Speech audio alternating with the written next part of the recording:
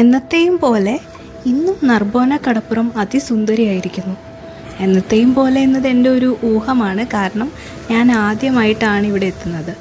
മറ്റൊരാവശ്യത്തിനായി പുന്നപ്രയിൽ വന്നതാണ്. അടുത്തു കാണാൻ രസമുള്ള സ്ഥലങ്ങൾ അന്വേഷിച്ചപ്പോൾ നർബോനയുടെ പേര് കേൾക്കാനിടയായി. എന്നാൽ ഒന്ന് കണ്ടിട്ട് തന്നെ കാര്യമെന്നുറപ്പിച്ചു.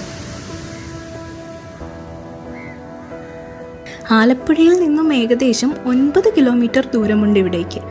ബസ്സിലാണ് വരുന്നതെങ്കിൽ ഇരട്ടക്കുളങ്ങര ബസ് കയറി കാർമൽ കോളേജിൻ്റെ അടുത്തിറങ്ങിയാൽ മതിയാകും. അവിടെ നിന്നും 2.5 കിലോമീറ്റർ ദൂരമാണ് ഈ കടപ്പുറത്തേക്കുള്ളത്. ഒരു 8 മണിയോടെയാണ് ഞാനിവിടെ എത്തിയത്.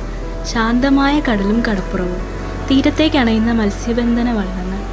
മത്സ്യബന്ധനത്തിന് ശേഷം മിക്കവരും തിരികെ എത്തി മീനൊക്കെ വേർതിരിച്ചിട്ട് മടങ്ങിയിരുന്നു. ഒരു പറ്റം കൊക്കുകളും കാക്കകളും തമ്പടിച്ചിരുന്നു.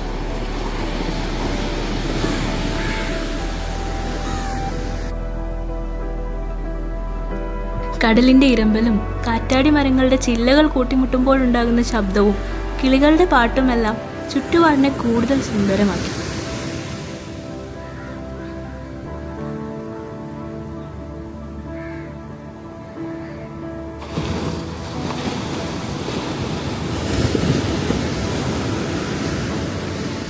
കരിമണലാണിവിടെ.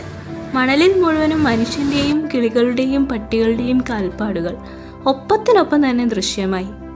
കൊക്കുകൾ കൂട്ടമായി ഒരിടത്തു നിന്നും അടുത്ത ഇടത്തേക്കായി സ്ഥാനമാറ്റം നടത്തിക്കൊണ്ടേയിരുന്നു. ഈ കടപ്പുറം അപ്രത്യക്ഷമായിക്കൊണ്ടിരിക്കുകയാണ്.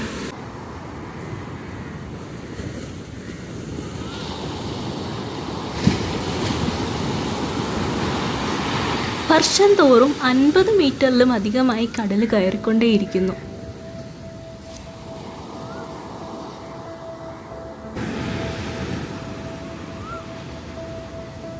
തിര പിന്നിലേക്ക് നീങ്ങുമ്പോൾ അങ്ങിങ്ങായിട്ട് കാറ്റാടി മരത്തിൻ്റെ കുറ്റികൾ കാണാനിടയായി.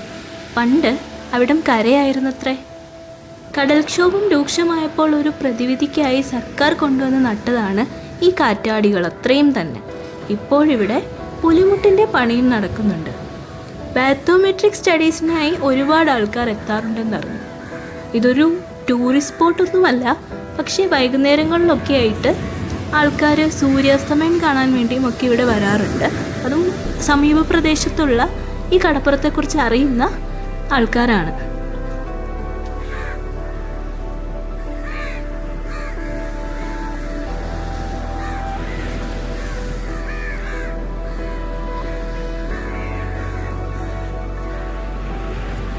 മത്സ്യസമ്പത്തും വളരെയധികം കുറഞ്ഞു ഇവിടെ.